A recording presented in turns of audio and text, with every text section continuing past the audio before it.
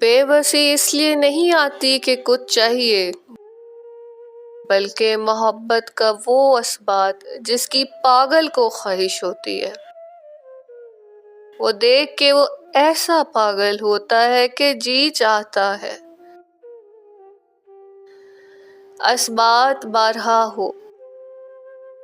ملاقات بارہا ہو،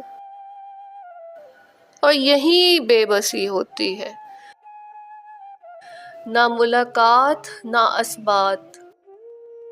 وہیں بے بسی آپ کا وجود ریزہ ریزہ کرتی ہے۔ آپ خود کا تماشا آرام سے دیکھتے ہیں، اپنے نفس کی چیخیں اس کو سمجھاتے ہیں، مر جا، مرتا کیوں نہیں ہے، اور لا علاج بے بسی کا علاج کچھ نہیں، بڑی ظالم شے ہے بے بسی۔